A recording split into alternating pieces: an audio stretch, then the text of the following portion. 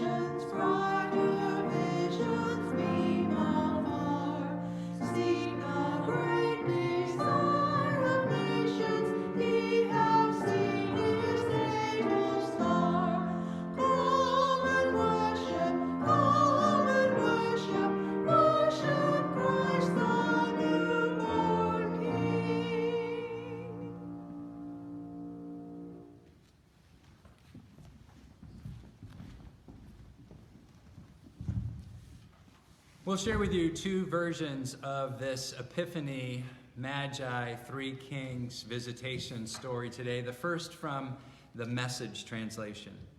After Jesus was born in Bethlehem village, Judah territory, this was during King Herod's kingship, a band of scholars arrived in Jerusalem from the east. They asked around, "Where can we find and pay homage to the newborn king of the Jews? We observed a star in the eastern sky that signaled his birth. We're on a pilgrimage to worship him." When word of their inquiry got to Herod, he was terrified, and not Herod alone, but most of Jerusalem with him. Herod lost no time. He gathered all the high priests and religion scholars in the city together and asked, "Where is this Messiah supposed to be born?" And they told him, "Bethlehem, Judah territory. The prophet Micah wrote it plainly. It's you, Bethlehem, in Judah's land, no longer bringing up the rear. From you will come the leader who will rule my people, my Israel." Herod then arranged a secret meeting with the scholars from the east. Pretending to be as devout as they were, he got them to tell him exactly when the birth announcement star appeared. Then he told them the prophecy about Bethlehem and said, "Go find this child. Leave no stone unturned. As soon as you find him, send word, and I'll join you at once in your worship." Instructed by the king, they set off. Then the star appeared again, the same star they had seen in the eastern skies. It led them on until it hovered over the place of the child. They could hardly contain themselves. They were in the right place. They had arrived at the right time. They entered the house and saw the child in the arms of Mary, his mother. Overcome, they kneeled and worshiped him. They opened their luggage and presented gifts: gold, frankincense, myrrh. And in a dream, they were warned not to report back to Herod. So they worked out another route, left the territory without being seen, and returned to their own country. As we continue to feel this light of this story, this light breaking into the world, this light that is Christ that shines in all the darkness, we invite you to share with us from the prophet Isaiah, the 60th chapter. "Arise, shine, for your light has come, and the glory of the Lord has risen upon you. For darkness shall cover the earth, and thick darkness the peoples. But the Lord will arise upon you, and glory will appear over you. Nations shall come to your light, and kings to the brightness of your dawn. Lift up your eyes and look around. They all gather together. They come to you. Your sons shall come from far away, and your daughters shall be carried on their nurses' arms. Then you shall see and be radiant. Your heart shall thrill and rejoice, because the abundance of the sea shall be brought to you. The wealth of the nations shall come to you. A multitude of camels shall cover you, the young camels of Midian and Ephah, and those from Sheba shall come. They shall bring gold and frankincense, and shall proclaim the praise of the Lord. Let us worship our God together, Creator, Christ, and Spirit.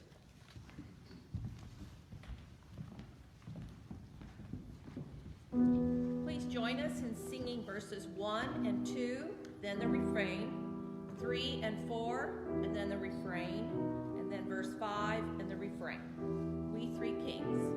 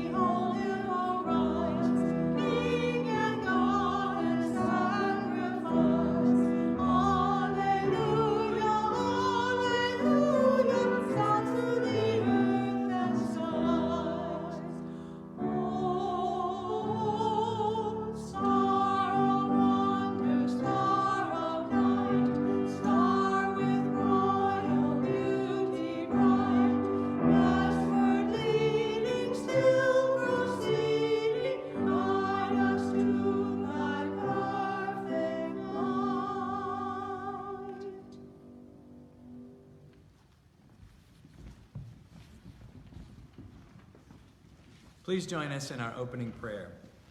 God of light and love, in this very moment the star still shines.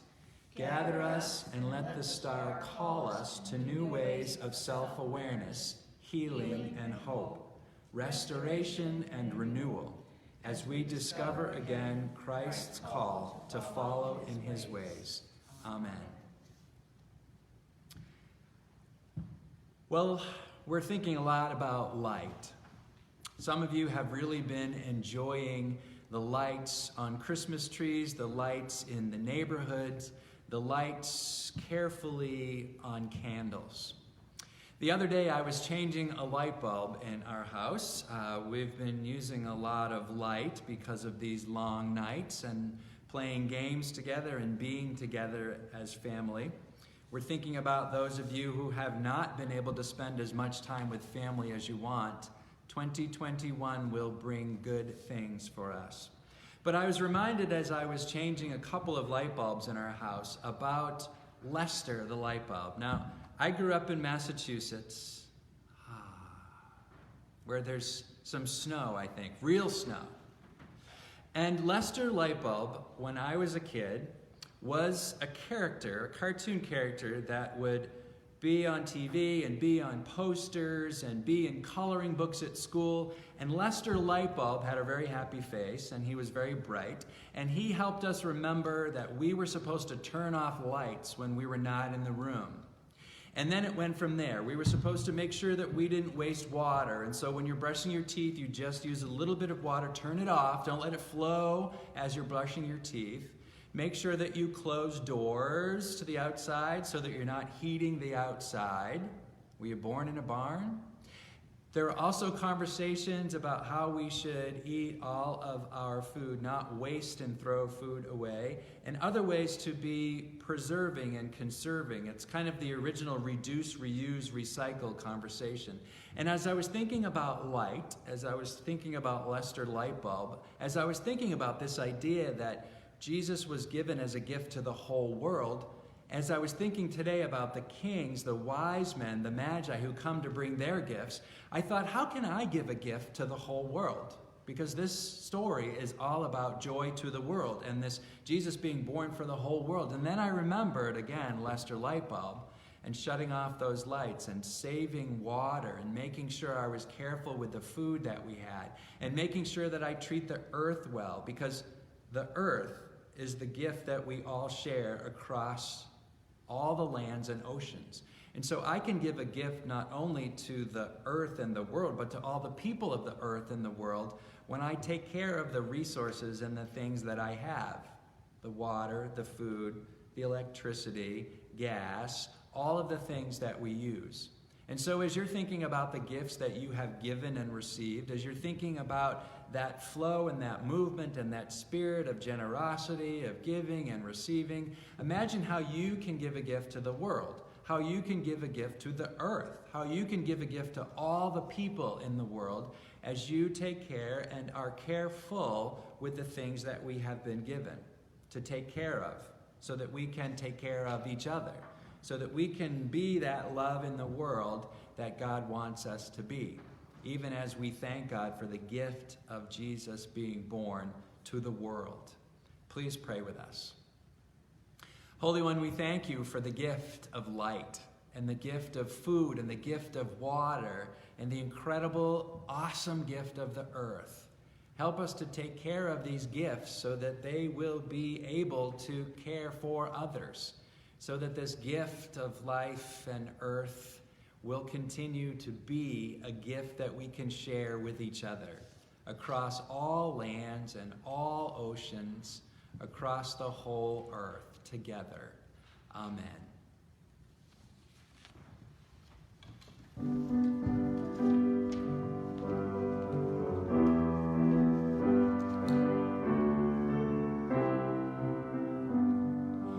This little light of mine, I'm gonna let it shine. This little light of mine, I'm gonna let it shine. This little light of mine, I'm gonna let it shine, let it shine.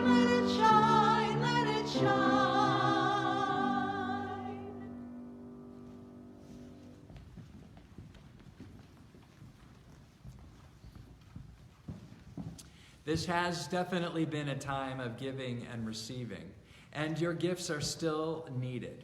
And so we invite you to think about ways that you can reach out to people who are hungry and thirsty, who are cold and tired, who are lonely and afraid. How is it that you can give your light, your warmth, your gifts to others in ways that you always have, and in ways that might be new, that might be a little risky, that might push you or cause you to really take stock of what you need as opposed to what you want? And so we continue to worship as we imagine how we can be gift givers through all the seasons and cycles and rhythms of our lives.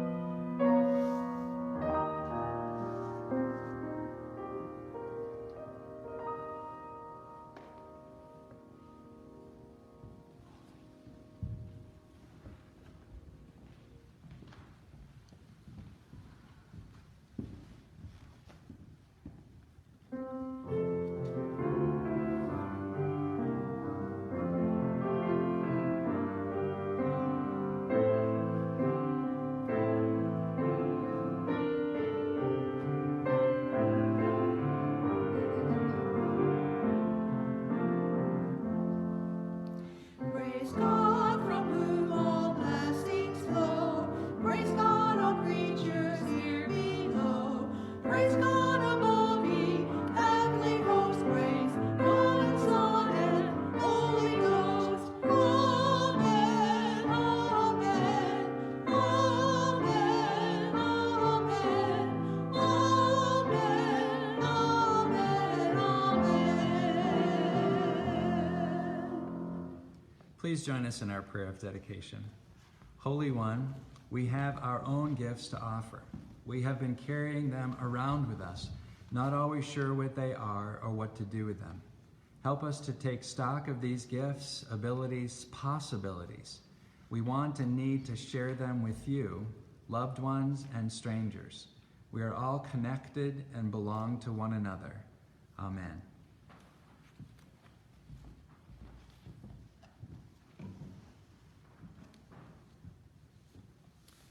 And from the New Revised Standard Version, a familiar story already this morning. In the time of King Herod, after Jesus was born in Bethlehem of Judea, wise men from the east came to Jerusalem asking, "Where is the child who has been born King of the Jews? For we observed his star at its rising and have come to pay him homage." When King Herod heard this, he was frightened, and all Jerusalem with him.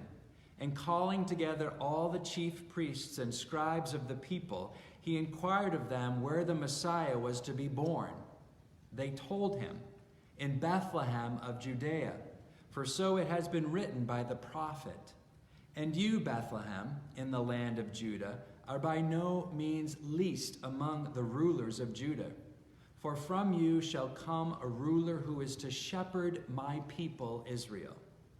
Then Herod secretly called for the wise men and learned from them the exact time when the star had appeared. Then he sent them to Bethlehem, saying, "Go and search diligently for the child, and when you have found him, bring me word so that I may also go and pay him homage." When they had heard the king, they set out, and there ahead of them went the star that they had seen as its rising, until it stopped over the place where the child was. When they saw that the star had stopped, they were overwhelmed with joy. On entering the house, they saw the child with Mary, his mother, and they knelt down and paid him homage. Then, opening their treasure chests, they offered him gifts of gold, frankincense, and myrrh. And having been warned in a dream not to return to Herod, they left for their own country by another road. May God help us to find truth and guidance in these words.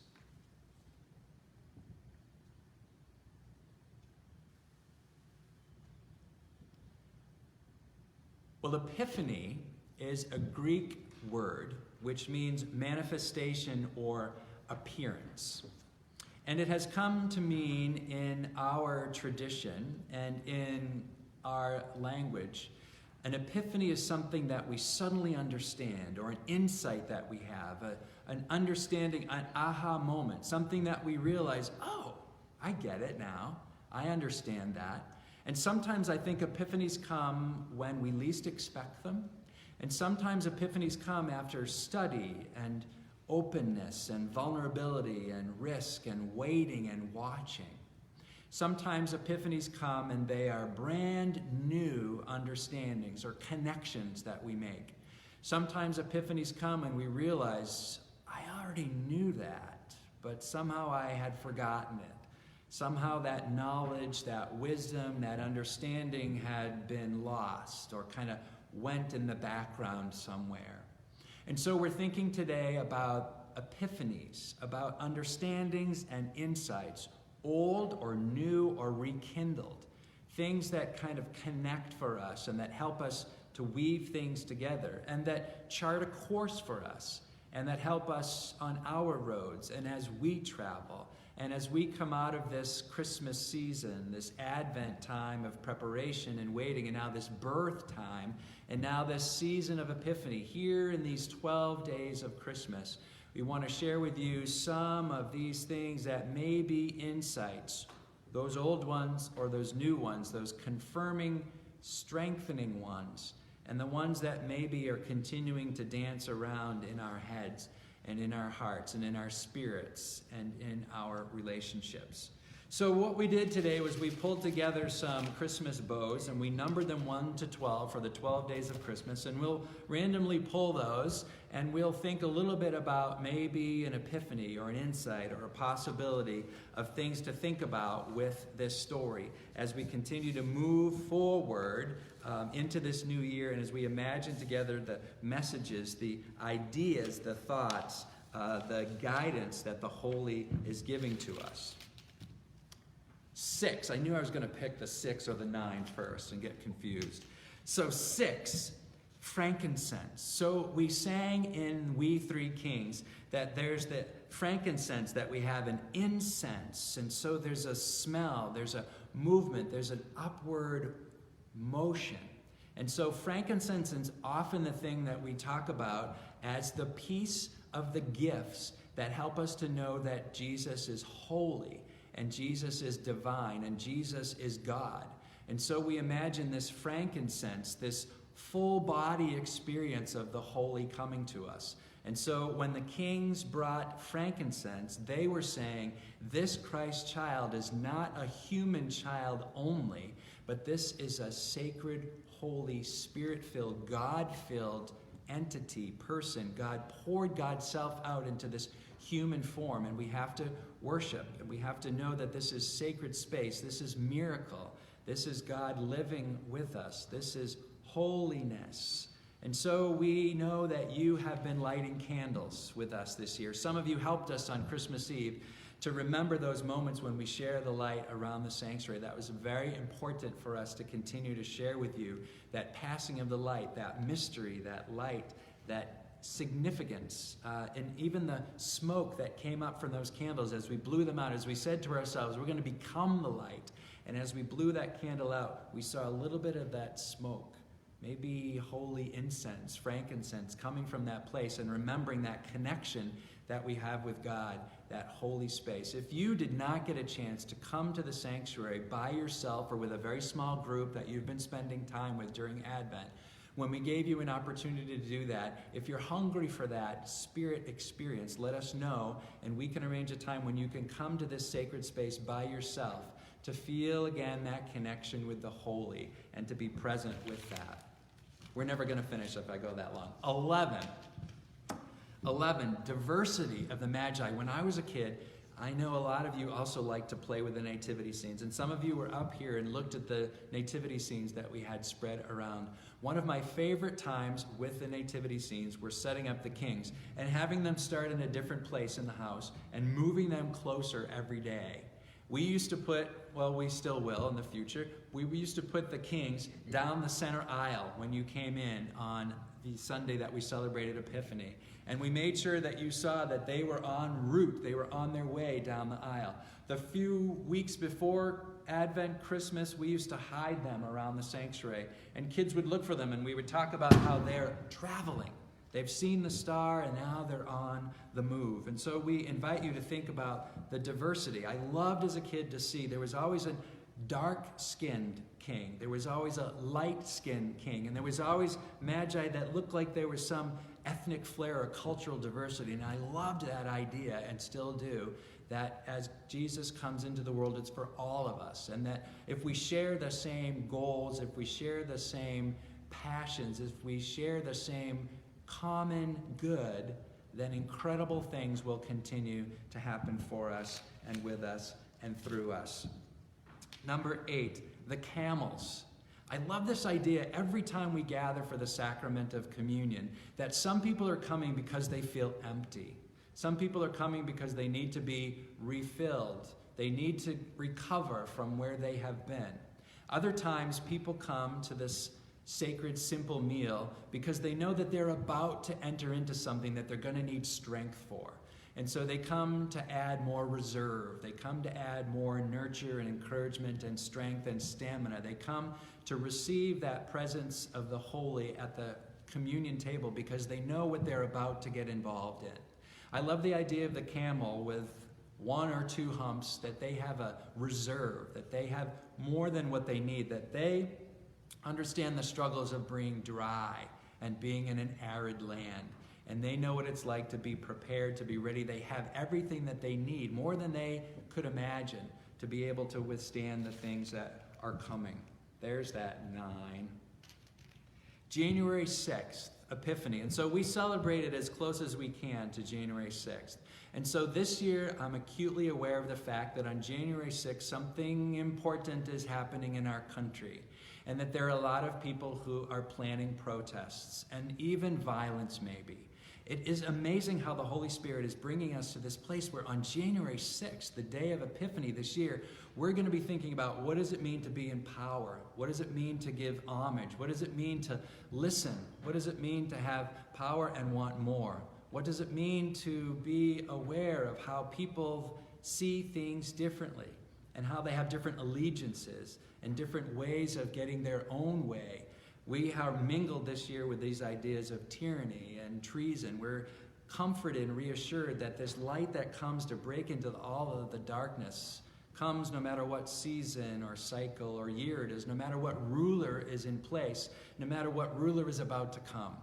That our God is over and above and through all of this. And so January 6th this year will give us another opportunity to think about power and the sharing of power and how we let go and how we transition and how we imagine our place in a broader scene and cycle of gifts of power and authority, how it's granted, how it's used, how it's misused, and how we might gather together for, again, that common good and that common purpose. Number 1, gold. Maybe you noticed this morning already that we have our gifts back here of gold and frankincense and myrrh.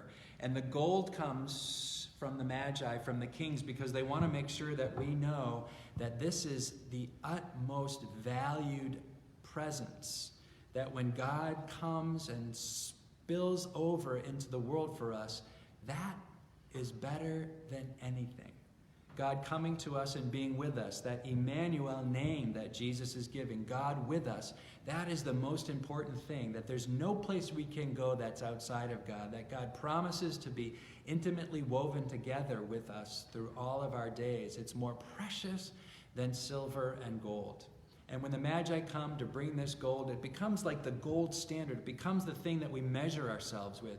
We see Jesus, we watch him, we listen to him, we see his miracles, we hear his words, we listen to his stories, and we think those stories, those words, those actions become the standard that we want to rise to, that we want to also be able to be about in our lives.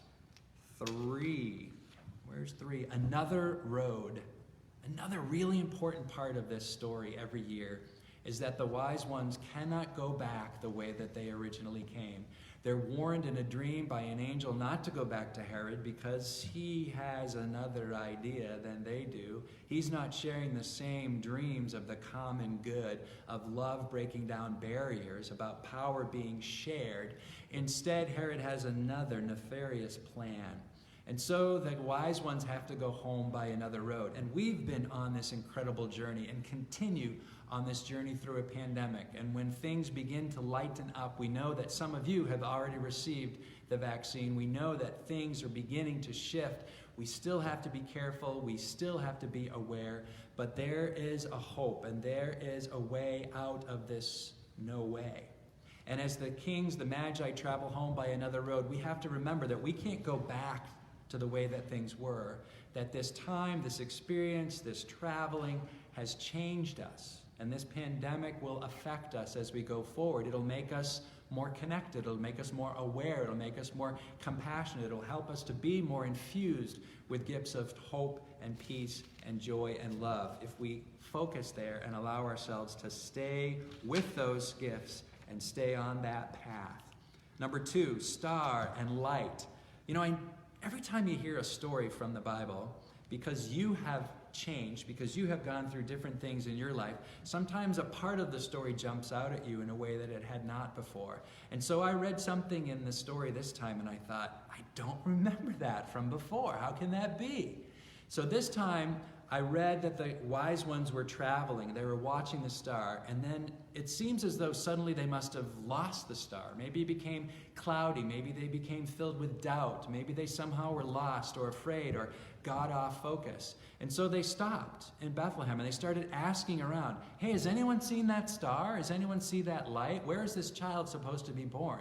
And then they have this conversation and they find out again about the prophecy and the prophet's words from before. And then as they travel again, they see the light again. So it's almost like the light had disappeared for a little bit. And if you're like me, that happens. It happens sometimes where you lose focus. You can't quite see that light. You're not sure that you're being guided. You're not sure that God is following you with goodness and mercy all the days of your lives. But that light will come back. It's just momentary. And so I was comforted and reassured in this story. It's a piece that I hadn't seen before, that they must have stopped seeing the star. If the star had shined continually, if the light had come down over that place where Jesus was born, they wouldn't have had to have stopped. They wouldn't have had that conversation with Herod. They wouldn't have been looking for more advice. But they did. And so I don't know how that light stopped or what that piece of the story that's calling to me for the first time is, but I have to pay attention to it. Number 4, the shepherds. I want to show you something. Some of you love this. Every year when we do this, we put the shepherds back up there. We put the shepherds back up there on the hillside. And some people love to see me jump up on the table and put those up there. They kind of want to see me fall and be humbled, I think. But we like the idea that the shepherds went back to where they came from. Those shepherds have to go back to the jobs that they had, that they were given that opportunity and that privilege of being the first ones to come to see this child being born. But I wonder what it was like for them when they went back, how they changed, how they now saw the world differently, how they saw their role differently, how they treated each other, and how they watched as Jesus grew up. They must have surely been aware of him as he grew, and their family and generations must have been connected to that birthing moment and to become more and more aware of what Jesus was doing and what he was like and how they could be more like him. Number 7, shoes. We encouraged you today not only to bring elements for communion, but we also invited you to bring shoes that you wear most often.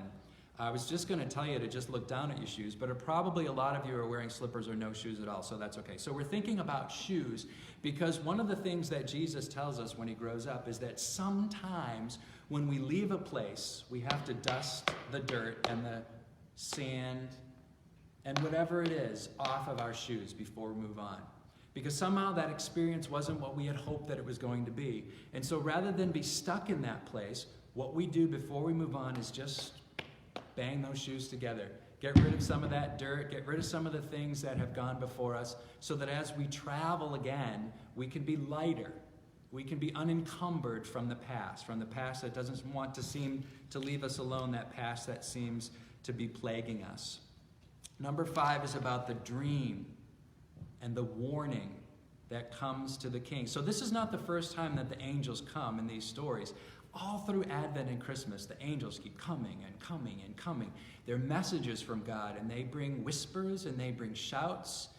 They sing, they whisper, they come in the night, they come during the day. Messages from the holy, helping us to pay attention, helping us to understand, helping us to know where we've been, what God needs for us to do next. And so these angels are continuing to come in your waking hours and in your sleeping hours. And so listen, pay attention to those dreams and those messages and those angels and those circumstances and those people and places that come to you.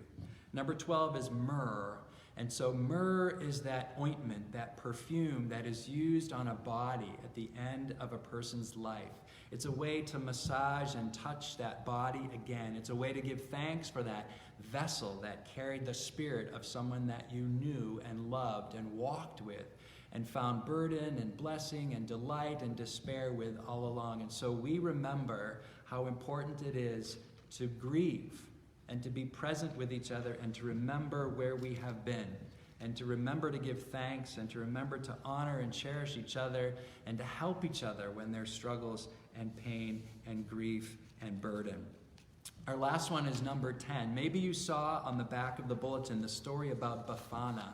I'm not sure I'm pronouncing that correctly. Befana is an Italian opportunity on Epiphany to think about what our role is and what our job is as Christians. And so Befana was this old woman who in Italy kept a spick and span, very clean home. And so the wise ones were traveling and they stopped at her home. And of course they stayed with her because she had the cleanest place and she was very hospitable and welcoming.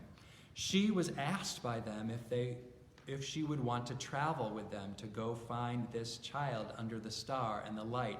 But she needed to clean up a little bit after they left. And so she sent them on their way. And then she decided that she should go too, to see this birthing place and to see this love breaking into the world. But she couldn't find them. She was too late because she was distracted by the tasks that she had, by the expectations she had of herself to be perfect and pristine and so clean, to think about things before people. And so there are lots of stories in other cultures and traditions and in our own about this Three Kings Day and about how we celebrate these 12 days of Christmas, how we take the story of Christmas and make it alive about traveling and gifts and paying attention and being more focused on people than on things. And so we invite you to imagine doing a little bit of research in other cultures and religions and expressions of Christianity to see where it is that you might be invited to find an epiphany or an aha moment or a deeper, wider understanding of how you can respond to the story, how you can be a part of what is next. Because it doesn't end now. This is just the time when we gather this story and place it deep within us so that we can live from it, so that we can speak from it, so we can love from it. Please pray with us. Holy One, the story continues. And so we go home by another road. We cannot be who we have been before because we have been reminded, we have had more aha moments. We understand deeper now. You have shown us things. You have manifested yourself. You have awakened us to new ways of understanding ourselves and each other and you. And so help us as we travel with the wise ones to be wise ourselves, to seek wisdom and clarity and purpose and the common good, to seek to belong to each other, to love in diversity, to be lavish in the ways that we give of ourselves, to be swept up in the spirit of generosity, to listen to your angels, to your messages, to be a part of what it is you are about to do next. God, continue to guide us and shape us, to follow us with goodness and mercy, to give us the truth of this story so that we can find guidance, so that we can be gracious, so that we can carry with us the gifts of hope and peace and joy and love, so that we can be light, so that we can be light over and over again, for ourselves, for others, for you. Amen.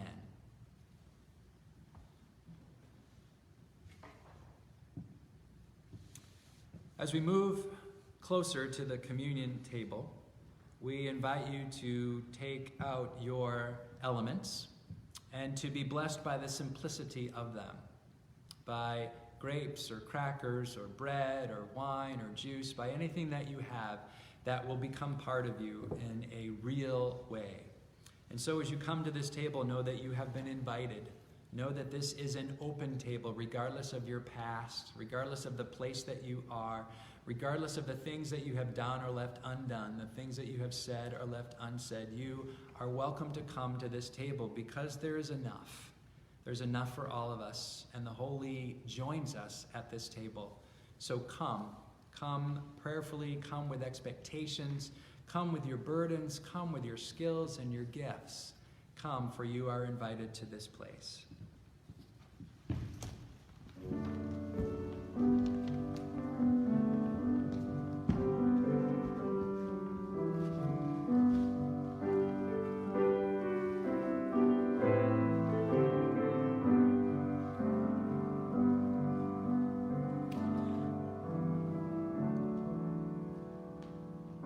I will make the stars of night.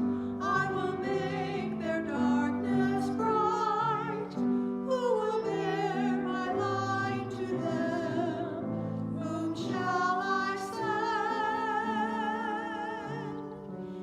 Here I am, Lord. Is it I, Lord? I have heard you calling in the night. I will go, Lord, if you lead me. I will hold your people in my heart.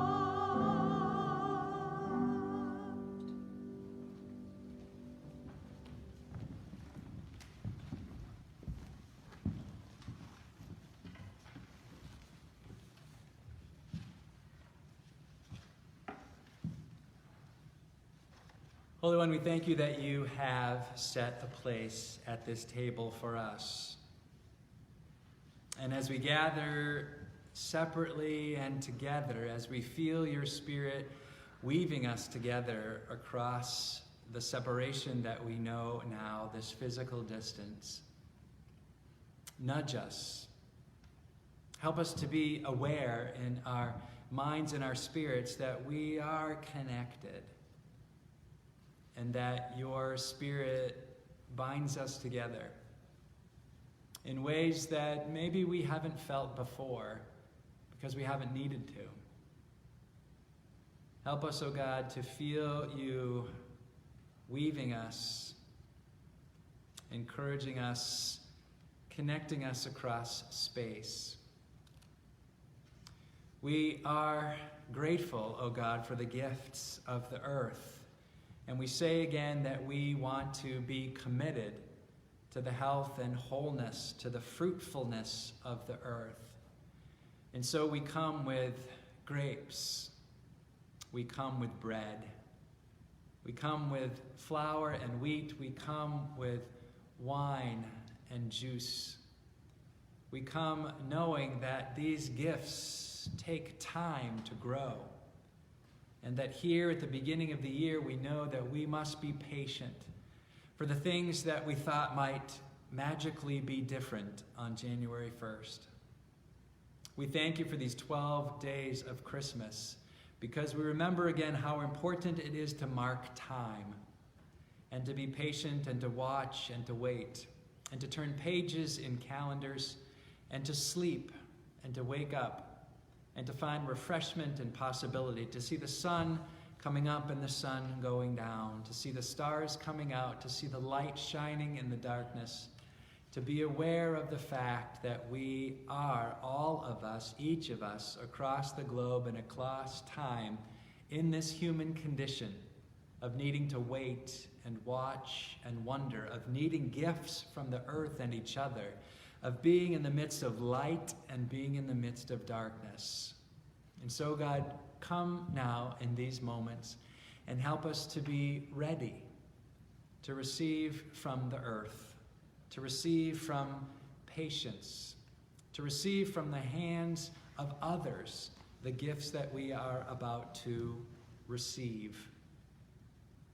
And God, as we come to this table, we know that Jesus spent much time at table with people who were hungry and thirsty, not only with the disciples, women and men who longed to be part of his story, but people who were strangers and people who thought differently and spoke differently and had different experiences and expectations and needs and burdens. And so, God, we come together, all of us, to receive from this common good, from this table of yours, this cup that overflows. Help us, O God, to know that we are here together and that side by side, eye to eye, heart to heart, spirit to spirit, we will receive your nurture and encouragement, your wisdom and your wonder, and that we will be more a part of what you are, and that is love. And so bring us with our thirsts, bring us with our doubts, bring us with our strengths and our skills and our possibilities to come now to receive these gifts. And hear us as we pray for ourselves and for each other, for the stranger, for the earth, for the past, for this moment, for the future. God, hear us as we pray.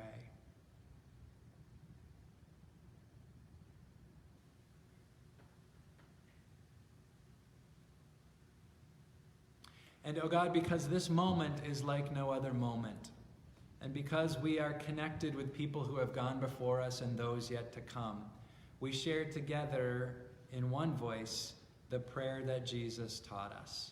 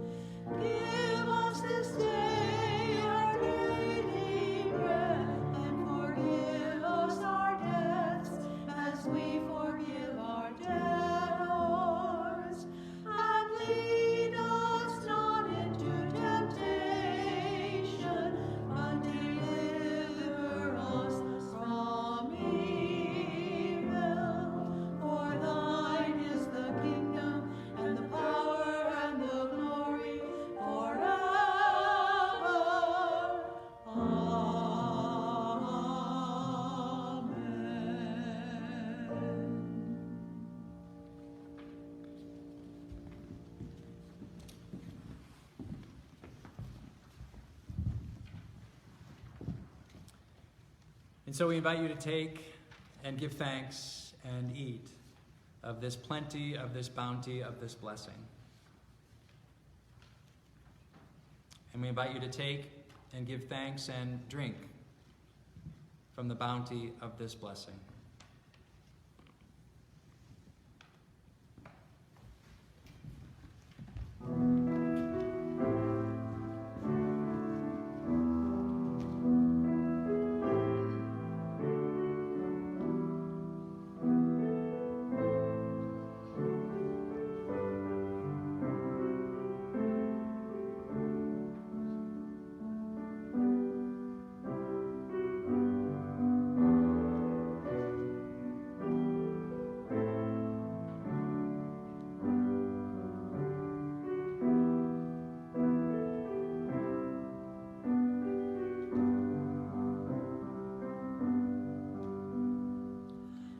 Longing for light, we wait in darkness.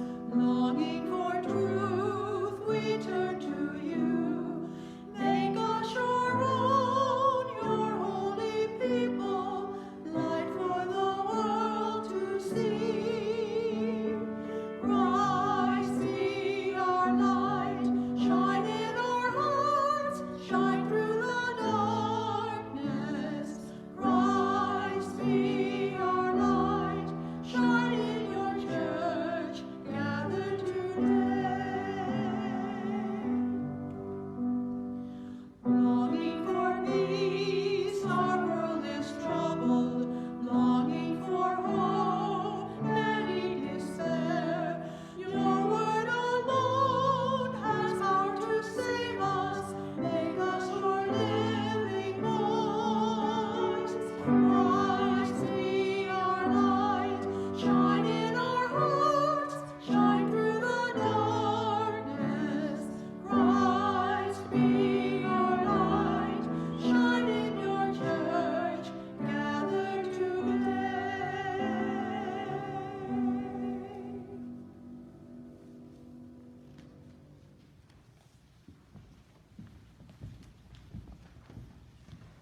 Please join us in our prayer of thanksgiving.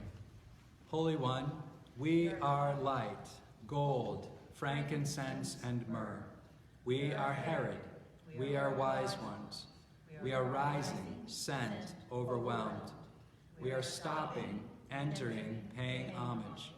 And now we depart to return from where we have come from, but by a different road.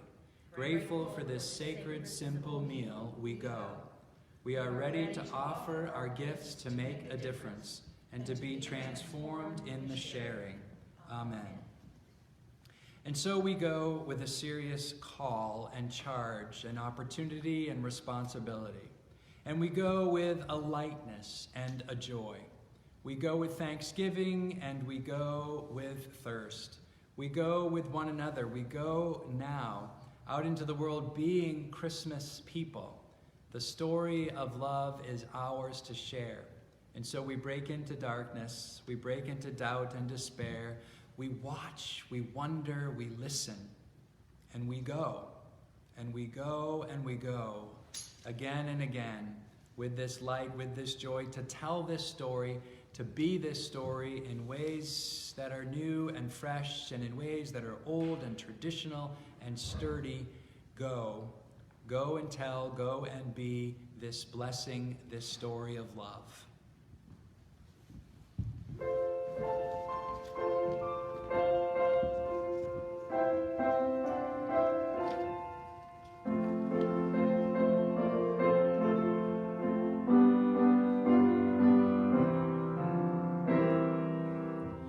Go tell it on the mountain, over the hills and everywhere. Go tell it on the mountain that Jesus Christ is born.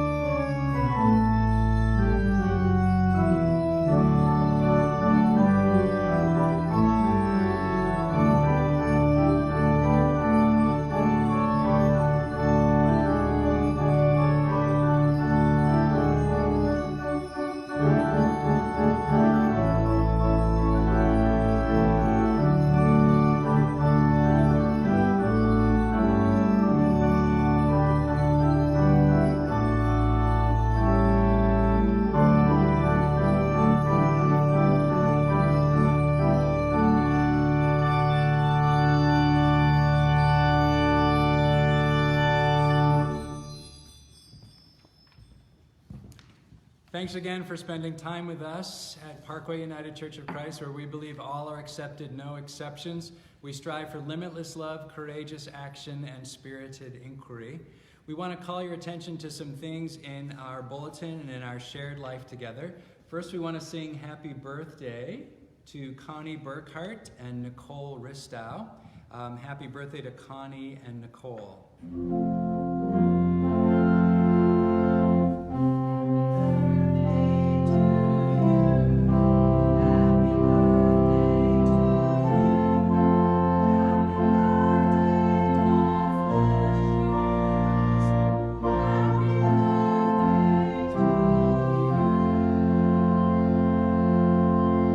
Continue to think about Jim Winkleman, who is in rehab after a stroke, giving him strength and encouragement for this journey of healing. We're thinking about Greg Schmalig and Doug Reynolds, who are struggling minor symptoms of COVID-19. Others who are fighting COVID, including Gene Mueller's son, who has been hospitalized but now at home with oxygen. We're thinking about others who are in different places of the healing process, whether that's part of COVID or others. We're thinking about the people who have been grieving through the holidays, that they might find some warmth of memory, some sweet surprises, and some dreams and hopes for tomorrow. We're inviting you to think about our 12 Days of Christmas challenge, opportunity, responsibility. You would have received an email last week about the need to help Circle of Concern and other food pantries as people continue to try to manage their resources that are depleted, people who are waiting and hoping that people remember them and cherish them and honor them with gifts so that they can make ends meet. We're trying to fill room 10 here at church with all kinds of non-perishable food items.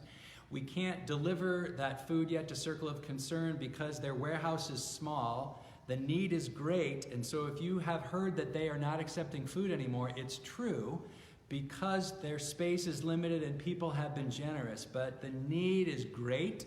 And as we move further into 2021, we know that we're going to need to help restock that warehouse at Circle of Concern and other food pantries. And so if it's possible for you, if you have resources now, please find ways to help food pantries and others who are reaching out to people to meet their basic human needs. We have opportunities this coming week. We want to remind you of TAD, our Tuesday afternoon dialogue that happens this week. Next week begins a new book for TAD, our Tuesday evening dialogue book. There's more information in your bulletin about those book titles and how you can be more engaged. We send out an email every weekend about some opportunities for the coming week. If you don't receive those and would like to, let us know. This Tuesday night, it's called 12th Night because it's the 5th of January, the night before Epiphany. And so we will be sharing with you via YouTube a 12th night celebration that Barry and other musicians are pulling together. We hope that you will celebrate that with us on YouTube. Wednesday evening is our weekly midweek meditation that comes to you also on YouTube from this sanctuary. And we will celebrate Epiphany, the light and the star, on that night. We want to give thanks for the search team, for the Tenant Relations Committee, and for our church council who have been very busy during this holiday season. We have in our midst a new staff member. She will be introduced to you very soon as our bookkeeper. As Susan Thompson retires in a matter of weeks, our search committee and council have been busy making that new hire. We also are moments away from signing a lease with the Harper School. Some of you remember Harper Hybrid School that was here in the fall as they tried to help families that needed a place for their kids to go while they were at work, or to be sure that their kids were with adults that had the skills and the gifts of teaching, who were able to shepherd those kids through the hybrid challenges and opportunities of the fall. And so we now are entering into a long-term lease with the Harper School. So they will bring their preschool and their pre-K classroom and their kindergarten classroom here, and they start tomorrow.